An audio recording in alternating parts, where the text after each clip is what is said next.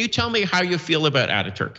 Are you an Ataturk? Do you stand Ataturk? Yeah. So for the folks at home that don't know who Mustafa Kemal Ataturk is, he's the founder of Turkey, and amazing man. Yeah, amazing man. Yeah, he is. But so Ataturk is a person, as with everyone, that has nuance.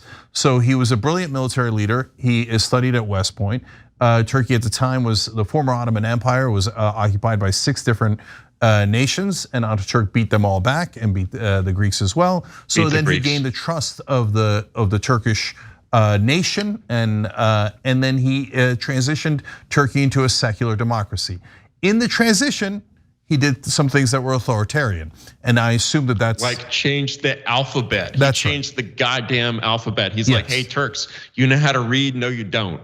Amazing. I mean, and okay, but he transitioned to a secular democracy, and the reason he had to do that transition was because it was a culture that was based on an Islamic caliphate. And so that is a lot of culture to change in a short period of time, and it was after war, and he had the implicit consent of the people. If you question Ataturk at the time, it wasn't that he was going to kill you, it was that the Turkish people loved him so much they would have let him pretty much do anything he wants. So now that's a conversation about Ataturk. But when we're talking about America, America is not a country that is not yet settled. Turkey, what is now known as Turkey, used to be the Ottoman Empire, then it was occupied, then it became the Republic of Turkey. There is no such transition here in America. We're knee deep in this government that's been around for a long time. There was, in a sense, a palace coup back in 1978, which we can talk about.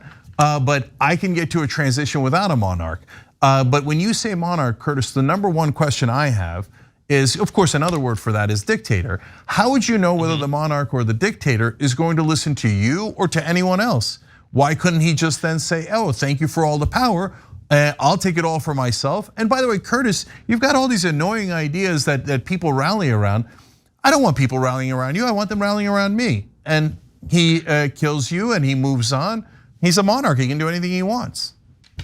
So the thing about monarchy when it works, first of all, the form of government that I believe in is what I would call an accountable monarchy. And there's a lot of ways to do an accountable monarchy, but the simplest one is to basically reduce your sort of commitments to overwatching politicians, as to say, let's recognize the reality here. We as Americans care about exactly one election, which is the presidential election. And because Washington is such a you'll have to believe that, because Washington is so decayed. What we need is to basically have a CEO there, and what we're going to trust is that whoever wins the election is whoever has the confidence of the people to be the CEO of Washington. And by the way, if you read the Constitution, the Constitution is actually totally more than tolerant of this form of government. It says right there that the president is the chief executive of the executive branch.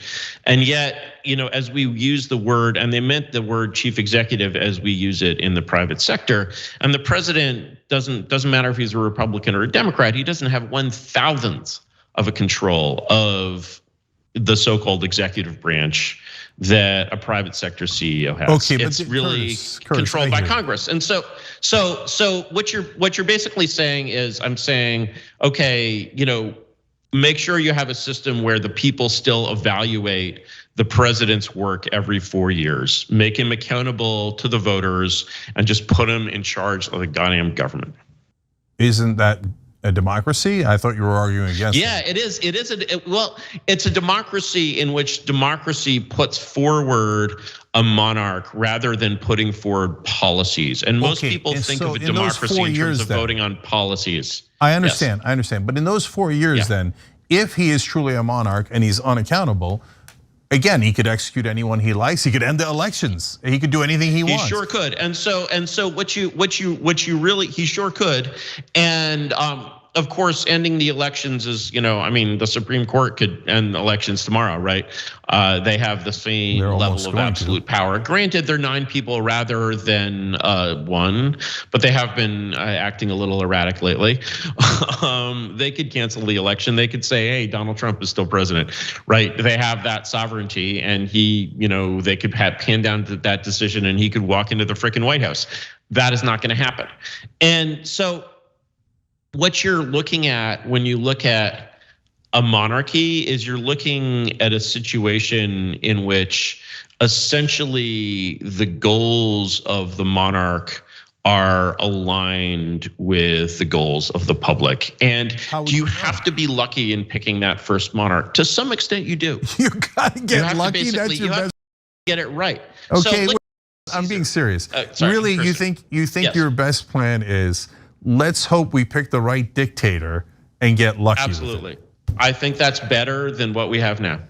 And I think Turkey did fine with that. No. And Rome elections. In the days of the Caesars did fine with that. They also had elections.